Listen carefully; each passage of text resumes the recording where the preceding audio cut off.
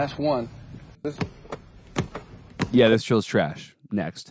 So today we're going to be reacting to a bunch of basketball videos and basketball TikToks. Going to give you my thoughts on whether I think that they're good, or I think that they're terrible and a waste of time, or what I would do to maybe adjust them and make them a little bit better. Hopefully this helps you guys out when you guys are scrolling and trying to figure out what you want to do for workouts, just giving you guys some ideas of how to adjust what you're doing to make it a little bit more effective for you. This is a different type of video, so let me know in the comments down below if you like this type of video, you want to see more of it. Without further ado, let's get into it. If you're serious about becoming a better hooper, this is how you work out. You don't want to come into the gym and take random shots and work on nothing. Don't train like a casual. We're going to do this right. You're going to work out like a pro. You're going to start off close with form shooting. Smooth out your shot by working on pound dribbles to jump shots. Then you have to do some balance work, shooting off 1 foot or shooting right off that pickup. The goal here is to be as balanced as possible. And we're just getting started because that's just your warm up. From here, you're going to go into your 1 dribble and 2 dribble pickups because you want to be as efficient as possible when you're getting your buckets. You ain't got no time to be doing all those fancy dribbles at the next level.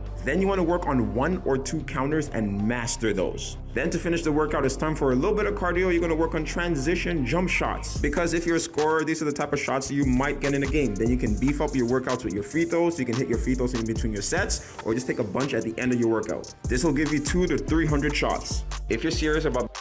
So I like a lot about this here.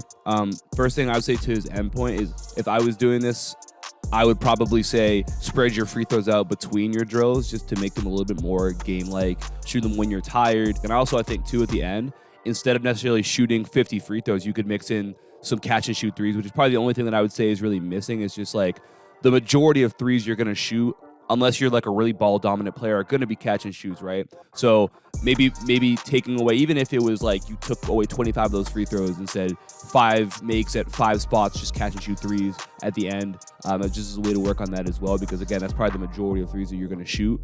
So I like maybe adjusting it from that regard as well. I think the point that he makes is valid. Like, you definitely don't want to go to the gym without a plan. If you want the ball on a string, you got to stop doing ball handling like this. Now, before all you casuals come at me in the comments say I don't know what I'm talking about, I'm not saying this is wrong, but what I am saying is this is relatively elementary. It's time to level up and graduate to ball manipulation. So if you want to handle like this, do these 4 ball manipulation drills that I'm about to show you. This last one I guarantee you haven't seen before, and once you get the hang of it, you're going to feel like the ball's on a string. This first one I call the yo-yo. You're going to pull that ball to the back hip and then push it through. Being able to play with the ball on your back hip is essential as a point guard. The second one is going to have all your ball manipulation front cuffs feeling like they're on 10. And like I always say, you should be able to do it equally on both sides, so make sure you put those reps in. The third one, you're going to manipulate that ball over the top and then bring it behind the back all the way to that other side. And then finally, you're going to put all these together. Trust me, this is a lot harder than it looks. Do this for about 15 to 20 minutes every day. I post drills like this to help you guys get better, so hit that follow button. So I like that a lot. The concept of manipulation when it comes to ball handling, I think, is one of the most difficult traits to develop. A lot of stationary ball handling is all pound focused, right? And everything's just straight up and down. In reality, in a game, there's so many times where you're manipulating the ball by moving it from one spot to the next, whether it's an in and out or a push cross, or you're just protecting the basketball, or a spin move, or even just like a change of direction in general. Like, there's a lot of times where your hand is going to be on the side of the ball, not directly on top of it. So being able to control the ball, manipulate it, is so important. So I like this a lot. The one thing that I'd say, and I've posted workouts like this before, is I love finding ways to work manipulation dribbles into like moving ball handling drills as well, right? So I think these are good, but then also using drills that actually have you moving and working on manipulating in that context as well, because obviously that's going to be much more game-like. But overall, again, I like that a lot. I think manipulation is a really important area to focus on with your ball handling. I have no sympathy for people who cannot dribble the basketball. Dribbling is the easiest skill to work on. All you need is a ball and about 5 open feet around you. And with these 2 things, you can become the best ball handler in your team, your league, your city, whatever. And if you don't know what drills to do, I got you covered.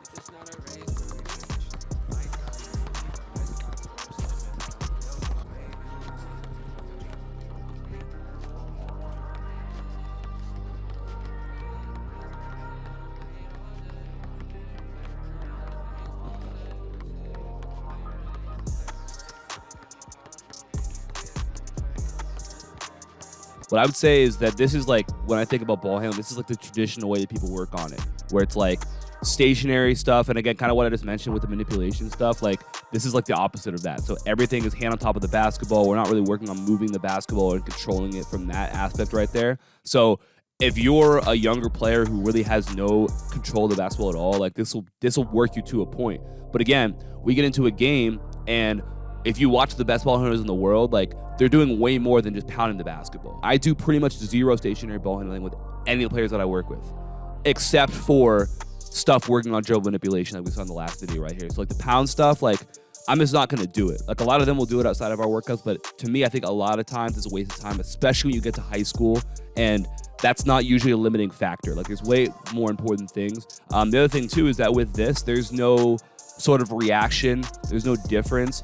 Everything is pre-planned. So you get into a game and all of a sudden you have to react to different things and make decisions. And you might have to pull off different types of dribble combos that you haven't done before because someone reached for the basketball and you have to do a quick between the legs to protect it. And then maybe a defender jumps, in help and you have to go behind the back. And if you haven't worked on that, right? So adding some sort of like variability between these two, or maybe instead of saying, hey, we're going to do this same double combo every time, maybe it's a double combo, but switch it up every time. So maybe one time it's between the legs behind the back, and then it's crossover behind the back, and then it's between the legs, crossover, whatever. But we get some work on being able to switch up what we're doing so we get into a game and we're able to do those different sorts of things right there. There's better things to do. It might not be bad, but there's better uses of time than this, I think. This is not how you get better at ball handling. This is how you get better at ball handling. This is not how you get better at dunking. This is how you get better at dunking. This is not how you get better at shooting. This is how you get better at shooting. And if you want to get better at basketball overall, you need good drills. It's $1 for like 3 more hours. So I love this. First of all, I love Ross. I love Bobby. I love what they're doing over there. But I think that the point of this video is to say that there needs to be challenge in the drills that you're doing if you want to become better at something, right? So you take all those different things, right? We just talked about like the ball handling that's not very difficult at all, right? At some point, it's going to stop giving you a return. You're going to wonder, I'm spending all my time working on this basic stationary ball handling and I'm not seeing results in games. And I can say this because I speak from experience with that. You spend all your time doing this basic stuff that doesn't translate, and then you wonder why you don't see results in games. It's because your ball handling is not challenging you, and then you get to a game where you are being challenged and you're not prepared to meet that and rise to that challenge right there. Same thing with dunking, where you're saying, hey, instead of doing all these jumping exercises where you're jumping onto a box or whatever, again, not that those necessarily are bad, but the best way is just go dunk, right? And maybe you got to lower the rim a little bit, but eventually you'll be able to consistently get dunks at that height, and then you can raise the rim more, and you're going to become better at jumping, because jumping is a skill just like shooting is a skill. So the more you practice it, the better you're going to be at it. And then obviously with shooting, he's saying, instead of standing around and shooting these form shots that are easy that you can make with your eyes closed, adding challenge to that by changing up your feet or the way that you're turning, all that sort of stuff is going to, again, allow you to be prepared to handle that challenge that you might see in games right there. A lot of shooting workouts will, like a non-negotiable is like, oh, you got to shoot form shots. You got to do it. And that's the other thing. Like with certain players who might need it, like they're working on a certain thing, like, okay, we're trying to fix their form. We might do a lot of form shooting. If I'm working with a good shooter, rarely are we going to start with form shooting. They might come in the gym themselves and do it, but I'm never going to do that because I'm like, listen, especially you guys are in high school, like you're going to be waking up on a Sunday morning playing AAU at 9 a.m. and you're going to have 3 minutes to warm up and there's 2 basketballs for 10 people on your team. Are you going to be able to shoot 25 form shots before you go in the game, or you just have to go in the game and make shots, right? So I kind of like to think about it from that perspective as well. But like I said, love Ross, love Bobby, love what they're doing.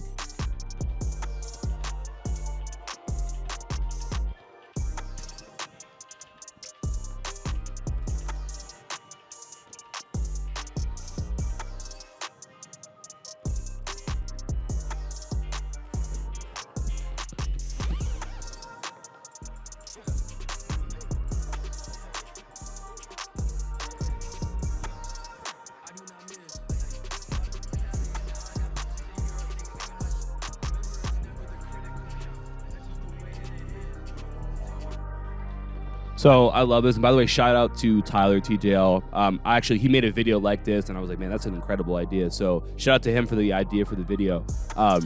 This is a great video too. And it goes to what we've been talking about. A lot of times solo workouts are just so pre-planned, right? Everything is so structured. I'm going to dribble through these cones doing this move every single time. And then you get to a game and you're never making moves like that in that sort of pattern, right? You're asked to do different things randomly a lot of the times in a game because you don't know how defenders are going to react, right? Everything is different. So when everything is super pre-planned, every form shot is every type of shot you shoot is the same way. You're doing spot up shooting, but there's no, everything is just normal catch and shoot, normal catch and shoot, normal catch and shoot. There's a place for that, but I think that it's really important to be able to mix up what you're doing and make it variable, which just means that every shot, every rep is a little bit different than the one before, because in games, every rep is a little bit different. The pass you get is going to be different.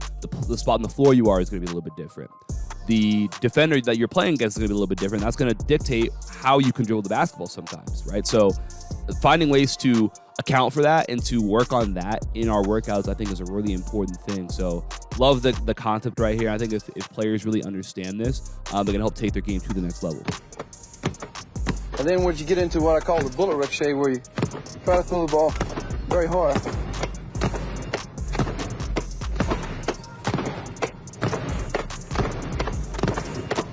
And catch it behind, that's one. This drill's trash. Next. But in reality, just to kind of talk about why that is, obviously nothing about this is at all realistic to anything you would ever do in a basketball game, right? You got two hands on the basketball, spiking it between your legs, catching and bringing it back. There's no movement, there's no defense. You're dribbling the ball with two hands, which you never do. And in general, people look at Pete Maravich and they say, well, if he was doing this drill, then it must be worth something. If you've read or watched anything about Pete Maravich, is that growing up as a kid, he just had a basketball with him everywhere he went. I still remember in the movie where he was he would go to the train tracks and he would dribble the basketball on the train tracks. You know how narrow that is, so you have to dribble it perfectly.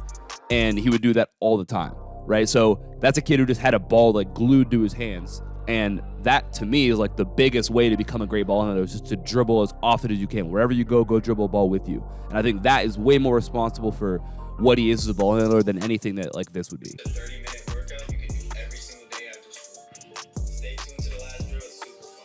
We're starting off with our dribbling series. We're going figure eights to start, moving into pound kills. If it's too easy, go through the legs on these.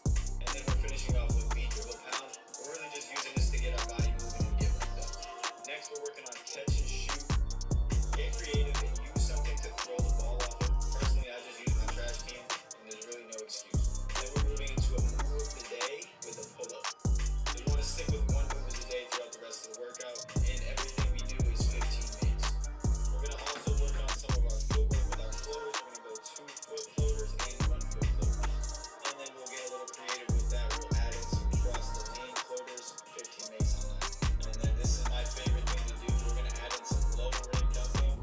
Make sure you're coming from both ways and off 1 to 2 feet. Just be sure not to break your rim and end up here's a third. So two things I'll start off saying that I like about this is I like the move of the day concept. I've never seen this guy before, so I'm going to assume that means that you're changing up that move every day, or at least you're changing it up periodically. I like that because, again, talking about what we've been talking about, you can add in more variability to your workouts than if you work on the same exact move every single day. So I like that concept a lot right there. And I also like the low rim dunking concept a lot too. That was kind of what we mentioned too, watching Ross's video is a great way to become better at jumping and dunking in general is just to work on it. And if you can't do that on a 10-foot rim, lower the rim and work on it then, and eventually you're going to see yourself start to be able to raise that height on the rim until eventually you do get to 10 feet right there. But I love that concept. One thing that I don't like is, again, going back to the ball handling stuff, I just don't feel like it's going to be super helpful for a lot of players right there. If you're going to take that little amount of time to work ball handling, just I think finding ways to add more movement to it, maybe making more of a freestyle. Maybe you do some sort of change of speed freestyle where you're going between dribbling at 20%, really relaxed, to 80%, 100%, and maybe back to 20, and you're just giving yourself maybe 30 seconds to just mess around and change up your speeds in a 6-foot area, right? I think that's a really good way, if you don't have a lot of time, to work on the type of ball handling that you're going to be doing in games right there. You want to see those results right there. But that's really the only thing that I would say that I personally would change about it. 3 shooting drills you need to be doing every day to improve your jumper. Number 1, machine gun shot. This drill is going to help you shoot off the dribble. On your last dribble, make sure to grab the ball, but don't reset your hand. Once you have the ball, quickly locate the rim and shoot your shot. Make sure to pound the ball as hard as you can for 3 to 5 dribbles. Number 2, dribble release shots. All you're going to do is pound the ball and let it fly in the air. Once you're ready, quickly grab the ball and reset your feet and get into your shot. Make this drill more of a challenge by waiting longer to grab the ball out of the air. And then when you grab it, don't dip the ball. Drill number 3, dribble release 180 shots. Same principles as the last drill, but now we're getting our feet involved. If you found these drills helpful and you want more, make sure to check the link. Okay, so what I'll say about the first one is I like it. I do it for different reasons. Like, we do a drill like that where we're like intensely pounding the basketball. I'll play that back right there.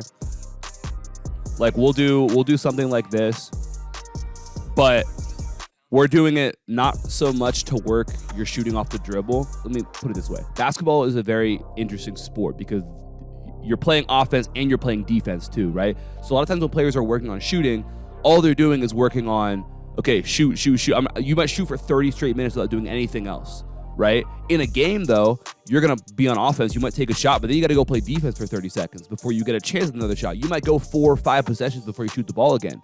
All the while, you're going down there and you're playing defense, you're boxing out, getting rebounds, spraying the floor, chasing offensive rebounds, diving on the floor, and then next thing you know, you got to make another shot.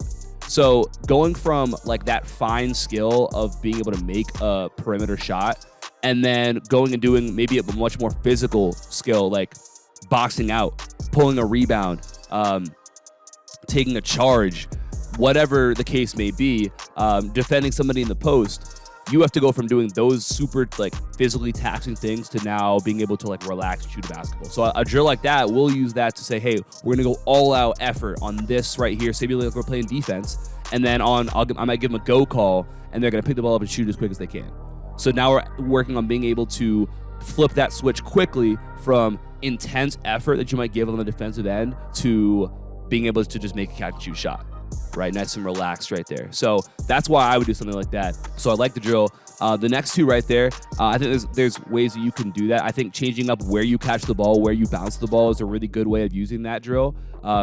That's definitely how I would do it with my players right there. Like sometimes you catch it low, sometimes you catch it high, sometimes you bounce it to your left, to your right, behind you even, way out in front of you, whatever. But I like that as a way to just kind of switch things up. I like this last one too. But what I would say is change up the spot you're shooting at every time, right? So I like that we're now mixing up where our feet are, but I also think the way you can make that better is saying we're not going to stay at the top of the key every time. We're going to change and shoot it on the wing.